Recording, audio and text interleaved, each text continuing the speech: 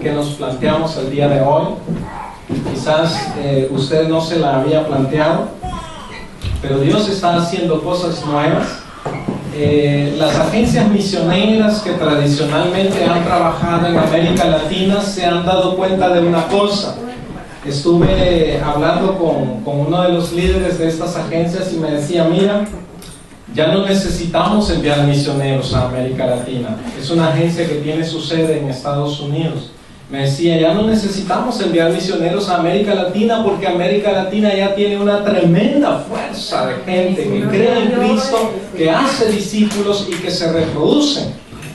Ahora, me decía este hermano, por la experiencia que estas agencias, no solo esas sino otras también, han tomado en el trabajo que Dios está haciendo en América Latina, ellos han decidido ahora acompañar, oiga usted esto, a los hispanos en cualquier lugar del mundo. Porque algunos de estos misioneros hablan español, ¿verdad? Son misioneros europeos y principalmente norteamericanos que hablan español, pero que ya dicen, ya no somos necesarios en América Latina, ¿y ahora qué hacemos, verdad? Entonces, ellos están acompañando a lo que llamamos la diáspora latinoamericana, en este caso. Diáspora significa los que están dispersos, esa es la palabra, significa estar dispersos. Los latinoamericanos nos hemos dispersado y actualmente se calcula que 230 millones de personas viven fuera de sus países. Y usted y yo estamos entre ellos. Entre esos 230 millones de personas. Claro que entre ellos habrá un montón de chinos también, ¿verdad? Pero latinoamericanos también. Somos muchos los que estamos fuera del continente. Hay un hermano, el hermano Noel, su pastor que es de Paraguay. Ellos tienen también un misionero allá en China. Y el hijo del pastor está de visita en estos días por acá en Europa. Y estuvo 6 meses en China y nos viene contando de cómo Dios está obrando allá y también las dificultades que hay.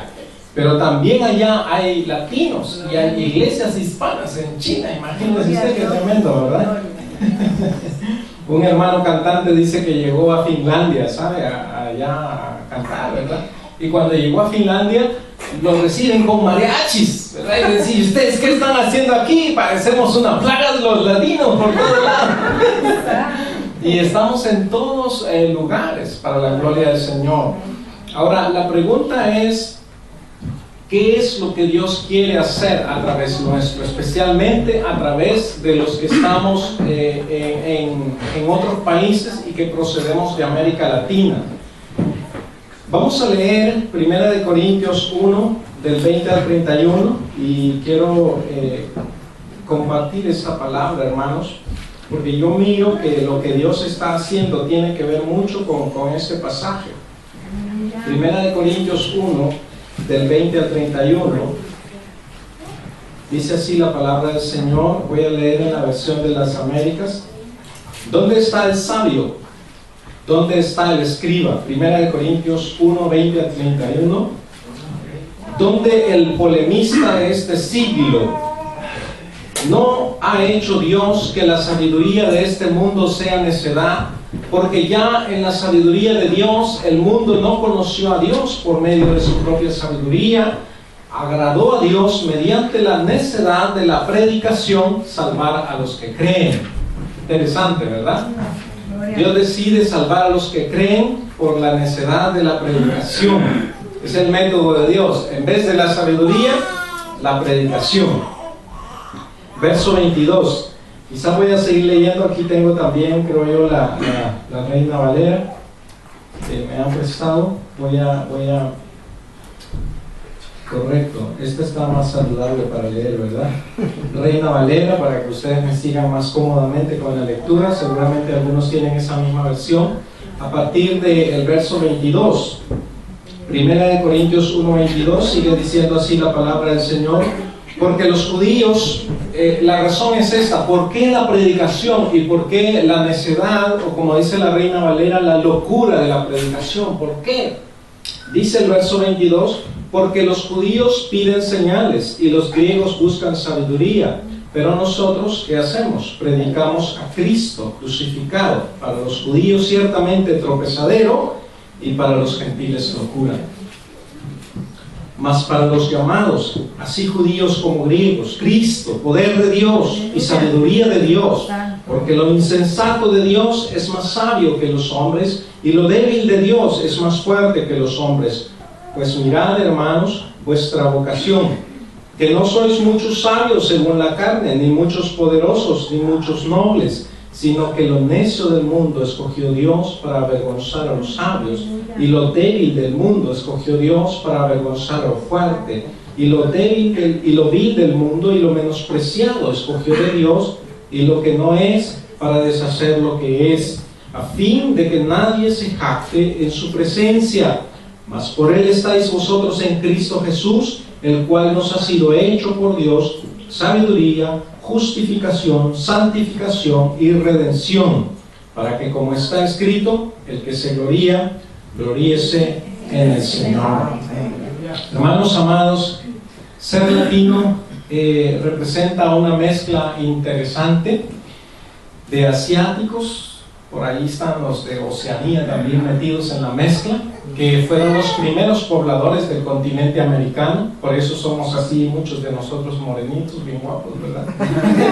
Al estilo asiático, ¿verdad? Por ahí por la India, ¿verdad? Algo chinitos también. Y ese es el rasgo más natural de los habitantes originales de América.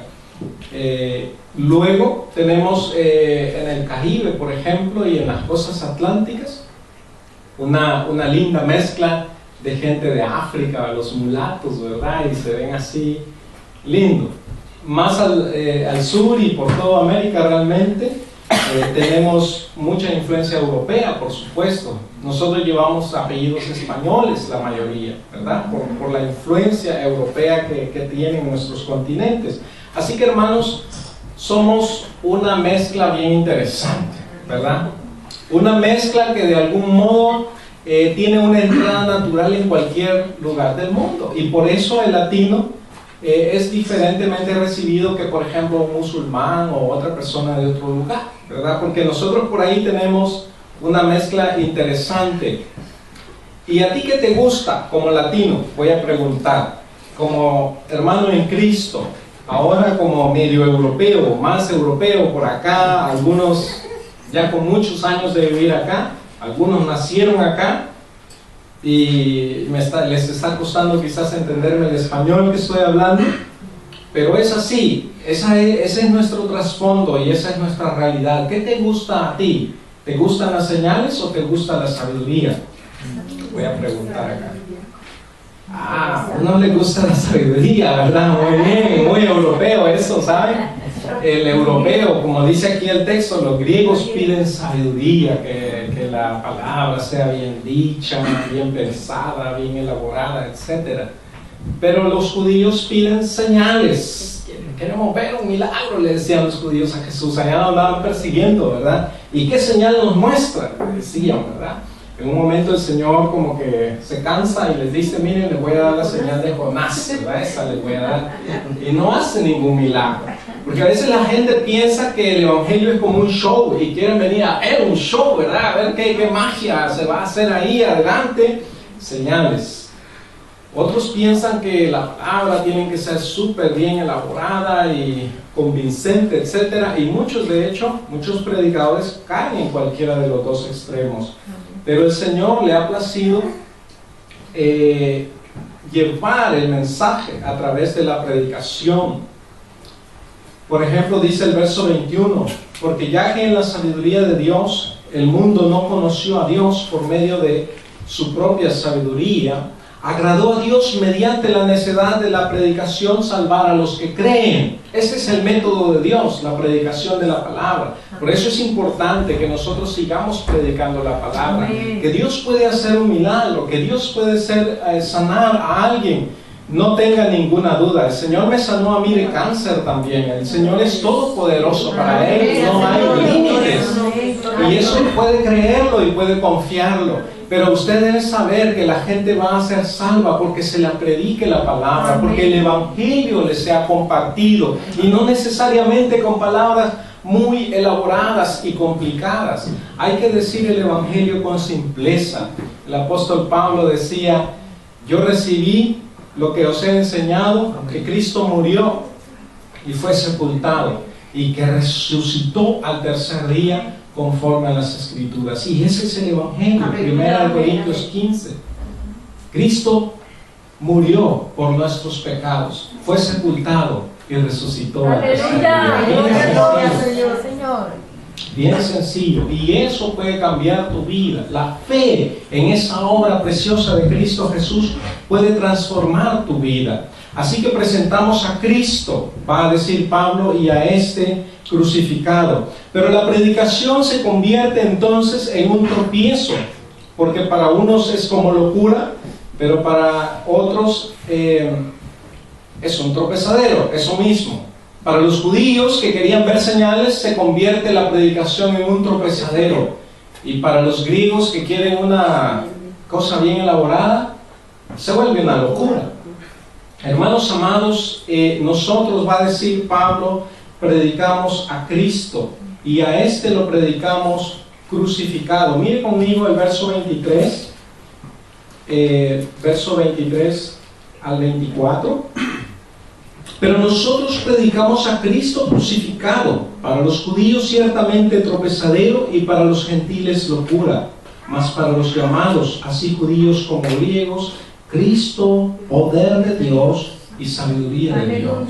Y eso es lo maravilloso, amados hermanos, que Cristo Jesús sí es poder. Cristo Jesús sí tiene capacidad para hacer cosas sobrenaturales. Y lo más lindo es que Cristo es sabiduría de Dios, pero una sabiduría que debe ser entendida espiritualmente. Solo el Espíritu Santo nos puede revelar la sabiduría de Cristo Jesús. Acá lo va a decir también Pablo, hablando del hombre carnal y el hombre espiritual, que las cosas espirituales se han de entender espiritualmente, porque es el Espíritu Santo el que acomoda lo espiritual a lo espiritual. Y cuando nosotros predicamos la palabra, nuestra confianza está en el Espíritu Santo, que guía al que habla como guía al que escucha, y nos guía a todos para que apliquemos la palabra del Señor. Y este es el poder de Dios que transforma vidas, porque la palabra de Dios es viva y eficaz. Por eso no renunciamos a predicar la palabra, por eso la compartimos, porque sabemos que la palabra del Señor tiene ese poder precioso para cambiar vidas. Cuando de pronto las cosas se vuelven difíciles en la iglesia, y esos tiempos vienen, ¿verdad, pastor? Siempre. Siempre vienen momentos difíciles, entonces la gente se va de las iglesias, ¿verdad? Y dice, no, pues ya para qué, ya la cosa se puso bien complicada. Al Señor Jesús le pasó eso, ¿verdad? Había multitudes que lo seguían. Y cuando las cosas se comenzaron a poner difíciles, acercándose ya el tiempo de que Él iba a ser sacrificado, la oposición contra Él era muy fuerte, dice la palabra que muchos le abandonaron. Y en un momento el Señor se voltea a los 12 y les dice, ¿y ustedes se quieren ir también? Y Pedro le dice, Señor, ¿a quién leemos? Si tú tienes palabras de vida eterna. Nosotros no estamos siguiendo a ver si recibimos otro pan del Señor Jesús.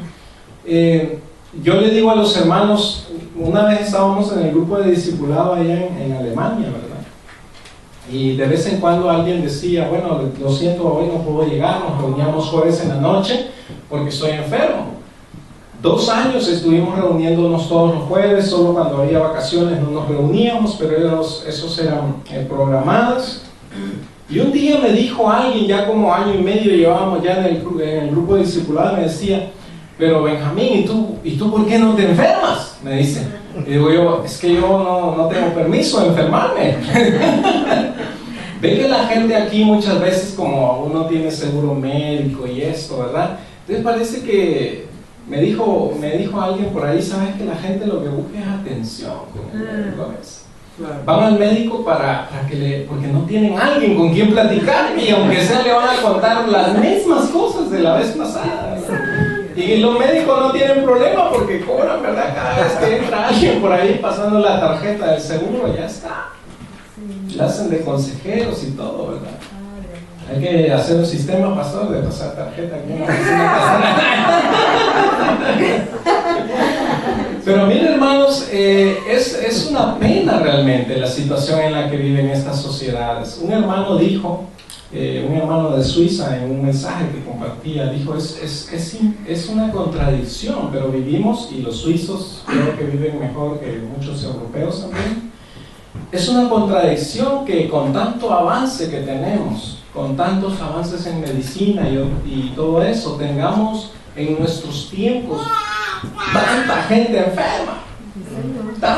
enferma que aquí, bueno, yo no sé aquí en Bélgica, pero en Alemania también hay un montón de médicos y todo, pero hay especialistas que yo no he ido, pero he escuchado, ¿verdad? Que va la gente a pedir citas y le dejan citas hasta dentro de 3 meses o 6 meses, porque esa es la siguiente cita que hay.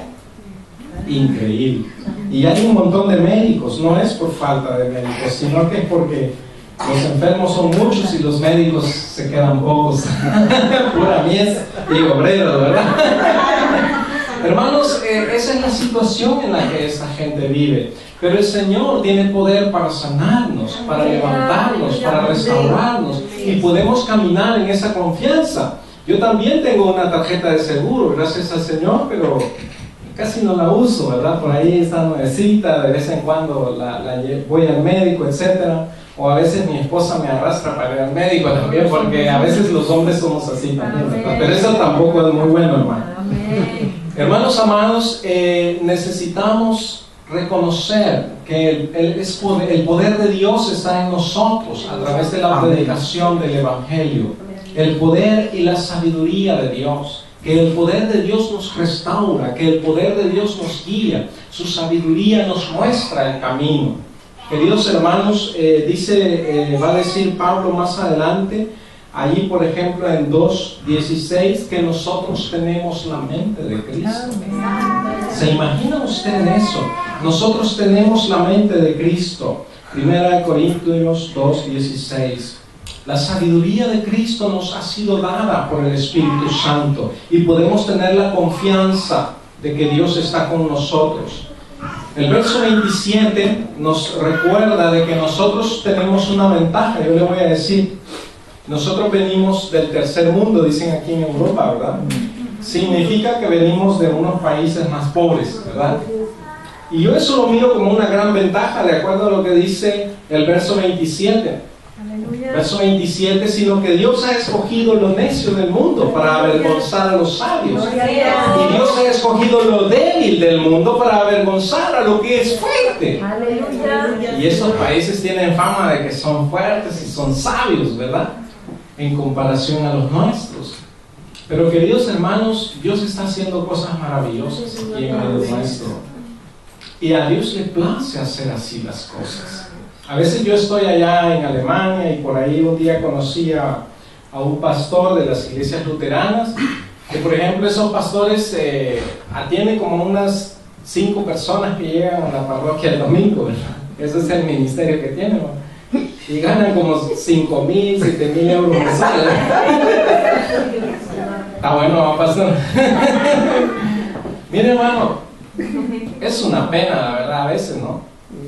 Pero es una situación así. Me decía él, ay, tú vienes de misionero aquí en Alemania. Y cuando yo le dije que era misionero en Alemania, primero se asustó, ¿verdad? Pero después me dice, pero a ti una organización alemana te ha contratado y te pagan. No, le digo yo, recibo ofrendas de América Latina. Ah, ¿verdad? Y se quedó asustado. ¿Qué? ¿Del tercer mundo te mandan dinero para qué? ¿O para ir del primer mundo para que...? Sí, le digo yo, así es. Así es. Gloria a Dios. Y causa vergüenza. Así mismo. Ahora yo le voy a decir algo. Porque eso se pone más bueno todavía. Si yo, que por lo menos estudié un par de años de Biblia, ¿verdad? Para decirlo de una manera, le puedo causar vergüenza a un ministro, a un pastor alemán, ¿verdad? Por eso le digo a los hermanos, no me digan pastor, porque no vaya a ser que me haga alemán y después se me muy feo. Si yo le puedo causar vergüenza a un ministro, y eso es una realidad, porque incluso se ve a nivel europeo, en el nivel de los ministros, que ellos se sienten como un poco bochornados por lo que pasa, por la realidad de que necesitan misioneros, porque ellos no lo pueden negar, dicen, es cierto, necesitamos misioneros que nos vengan a ayudar. Ahora yo me pongo a preguntar, ¿cómo será cuando hermanos sencillos que no son ministros de púlpito se levanten y cumplan la obra del Señor? Yo creo que hasta a nosotros nos va a dar vergüenza ese día, pastor. Porque nosotros pasamos por allá estudiando un poco en un instituto bíblico o algo así. ¿Y qué va a hacer cuando Dios levante a siervos suyos sencillos? Esos son los pescadores del Señor. Porque cuando los sacerdotes y los líderes religiosos miraban el valor con el que ellos predicaban la palabra, la pregunta era, pero estos no son pescadores, esta es gente del vulgo, así. Y hermanos, hemos hecho de todo esto como un profesionalismo religioso, ¿verdad? Y ahora hay que presentar, mire, para ser misionero, me estaban contando ahí en Alemania está apretando más. Si usted quiere tener visa religiosa en Alemania, llegar como misionero, por ejemplo, ahora le piden un doctorado de teología o algo así, ¿verdad? Y eso, hasta los misioneros de Estados Unidos están asustados, ¿verdad? Porque tienen que ir a hacer un doctorado para entrar como religiosos, como con visa religiosa a Alemania. Pero usted ya está aquí en... ¡Aleluya!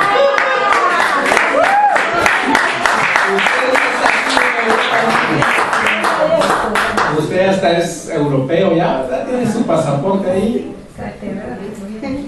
Hermanos, amadas, el Señor hace cosas impensables. Ahora, yo oro por el día cuando el Señor despierte a gente como ustedes, porque ese va a ser un día glorioso. ¿Saben que esta tarde yo meditaba en esa palabra, verdad? Que lo cantamos. La tierra va a ser llena de la gloria del Señor. Y así como las aguas cubren el mar. Yo, mi Señor, decía yo, ¿cómo es esto, Padre Celestial? Y esa es la obra que solo el Espíritu Santo puede hacer, porque de eso está hablando ese texto, que el Señor va a derramar su Espíritu sobre toda carne, y eso va a traer la gloria del Señor en medio nuestro. Y la gloria de Dios, hermanos, no se compara con la gloria que los hombres pueden manifestar.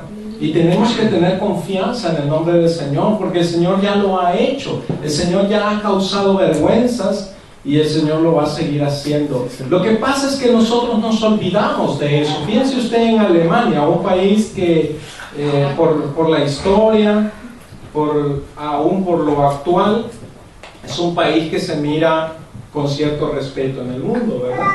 Buenos productores de autos, de tecnologías de punta, etc. Pero ¿saben qué eran los alemanes hace 1500 años?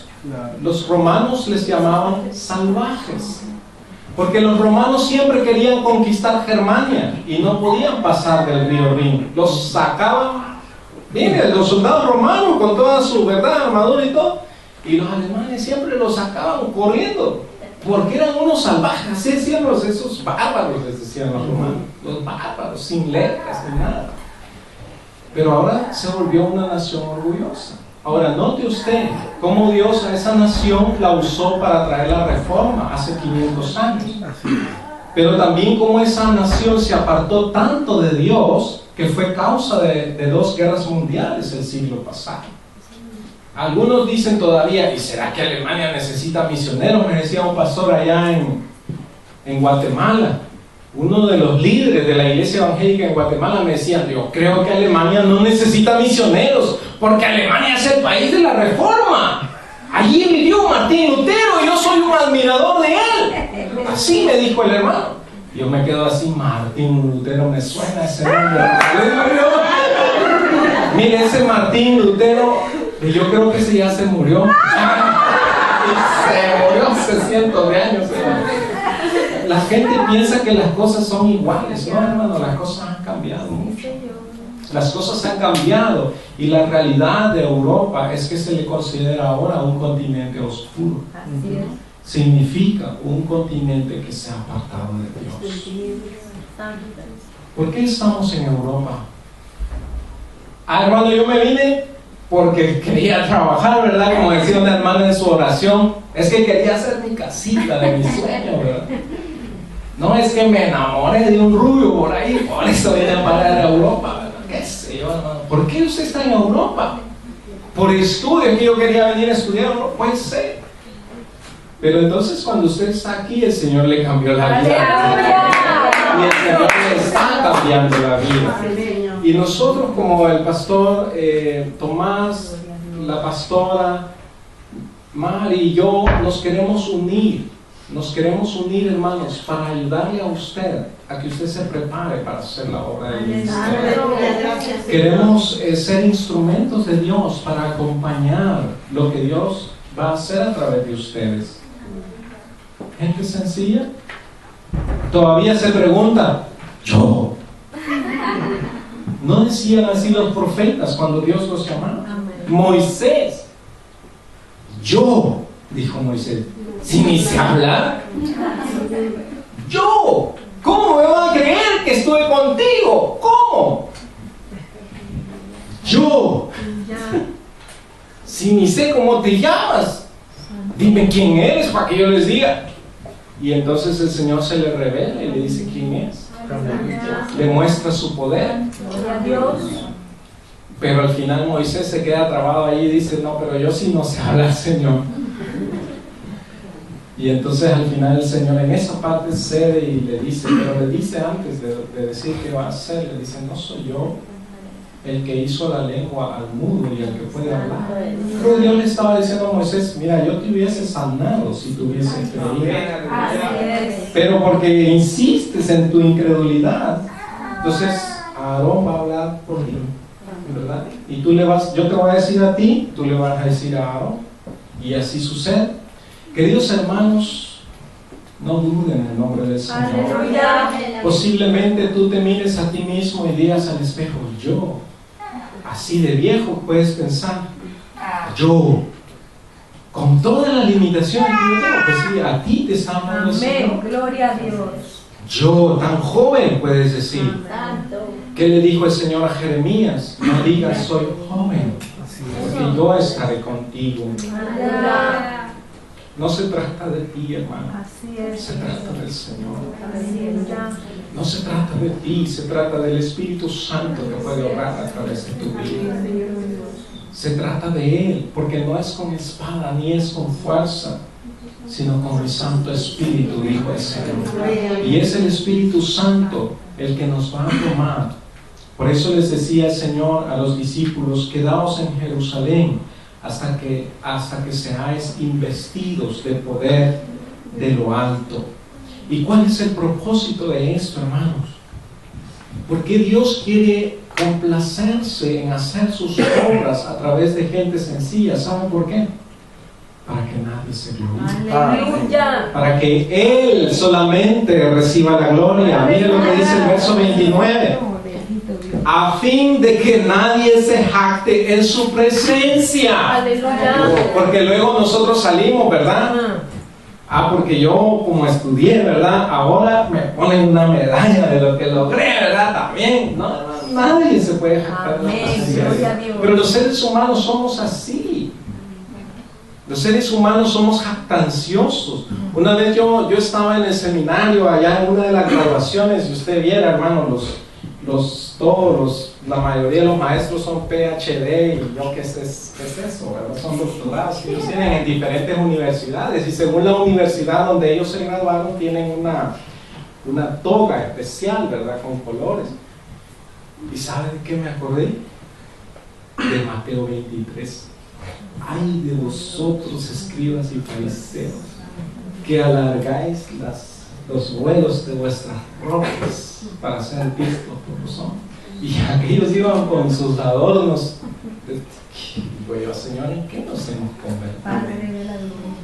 ¿Qué hemos hecho de la iglesia nosotros? Qué pena, hermanos.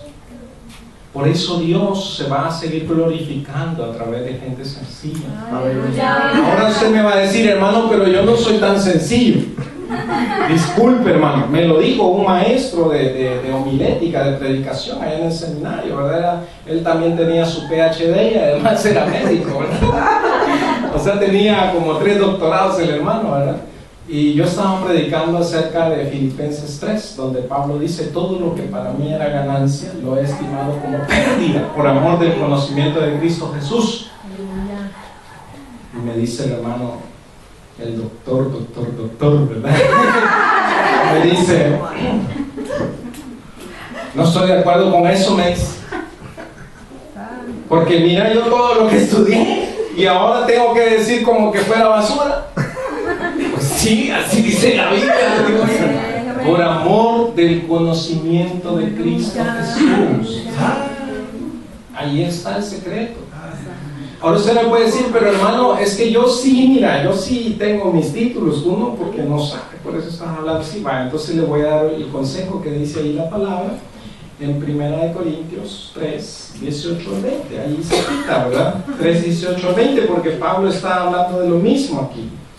Mire pues, aquí va a decir 1 Corintios 3, 18 en adelante: nadie se engaña a sí mismo. Si alguno entre vosotros se cree sabio en este siglo, hágase ignorante. ¿Qué tal? Para que llegue a ser sabio. Aleluya. Vaya que no me mostró ese pasaje con el doctor, ¿verdad? Porque entonces me hubiera pegado ahí, me hubiera aplazado de una vez. ¿Por qué? Verso 19: porque la sabiduría de este mundo es insensatez para con Dios, pues escrito está: Él prende a los sabios en la astucia de ellos. Y otra vez, el Señor conoce los pensamientos de los sabios, que son vanos. No es fácil, hermano. No es fácil renunciar a lo que nosotros valoramos por entender el valor que es abrazar a Cristo Jesús y su conocimiento. Pero eso es lo que nos dice la palabra, que en comparación a conocer a Cristo y a que su carácter sea formado día tras día en nosotros, no hay cosa que valga. Amén. Así que, si somos sencillos, gloriémonos en el Señor. ¿Sabe qué dice Santiago? El hermano que es de humilde condición, gloríese en su exaltación, porque usted no se da cuenta de cómo lo ha exaltado el Señor, haciéndolo su hijo. Aleluya. Y el que es rico, que se gloríese en su humillación, dice. Porque el rico va a pasar como la hierba del campo. Pero yo creo que, como dice aquí Corintios, mirad vuestra vocación, que no sois muchos sabios, ni nobles, ¿verdad? ¿O hay alguna princesa por aquí? Digo, una princesa así de las terrenales, ¿verdad? Una reina. Puras reinas y princesas tenemos aquí en Cristo, eso lo tengo absolutamente claro. Pero me refiero según la carne. Si no tuviéramos ahí la policía afuera cuidándola, ¿verdad? Queridos hermanos, gracias a Dios que tenemos la gran ventaja de ser sencillos, porque Dios se puede glorificar a través nuestro. Pero no olvide esto, querido hermano, que la gloria la merece solo el Señor. Por eso Él se complace en actuar de esa manera, a través de lo sencillo, para garantizarse la gloria solo para Él. Y yo quiero orar, hermano amado, por su vida en esta noche, y quiero darle gracias a Dios por su vida. Yo quiero darle gracias a Dios porque Dios le ha traído a Europa. Yo no sé cómo Dios le trajo a Europa. No sé por qué. Usted tenía alguna idea por qué se venía a Europa, y usted me es testigo de que Dios le ha cambiado esos planes y esas ideas. Y si no los ha cambiado todavía y usted está insistiendo en sus propios objetivos, en sus propios propósitos, yo le quiero pedir que despierte a la realidad, porque es Dios el que lo movió a este lugar. Pero le quiero dar gracias a Dios por su vida. Amado Dios y Padre Celestial, yo quiero agradecerte, Señor, por esta preciosa iglesia naciente acá en Bruselas. Gracias, Padre Celestial, por cada hermano, por cada hermana, por cada niño, joven, señor, señorita y niña. Gracias, bendito Dios, porque tú estás con ellos como poderoso gigante, Padre Celestial. Porque tú eres un Dios tan grandioso, tan majestuoso, que a ti te da igual salvar con pocos o con muchos, porque la batalla es tuya, Señor, y la victoria te pertenece a ti, Señor. Yo te doy gracias por cada uno de mis hermanos en el nombre de Cristo Jesús. Gracias, Padre Celestial, porque eres tú el que les has movido, Señor, como un viento a este continente. Algunos han nacido aquí, Señor, sus padres vinieron a este continente. Algunos vinieron sin conocerte, pero se llevaron la mayor sorpresa de sus vidas, conociéndote a ti en estas tierras, bendito Dios. Gracias te damos, Padre Celestial, porque eres bueno, porque tu amor y tu misericordia son para siempre. Gracias, bendito Dios, en el nombre de Cristo Jesús. Yo quiero rogar, Padre Celestial, que abras nuestros ojos, que nos ayudes a ver como tú ves, Señor, que dejemos de ver las cosas humanamente, que empecemos a caminar por fe. Como el apóstol Pablo decía, por fe andamos y no por vista, porque a veces nuestros ojos se pueden deslumbrar con lo que vemos aquí en Europa. Quizás un lindo edificio, quizás un lindo auto, la posibilidad de tener un buen trabajo, pero no nos damos cuenta de las riquezas en gloria que tenemos en Cristo Jesús. Y dejamos de ver la gloria, Señor, que tú quieres derramar sobre nuestras vidas.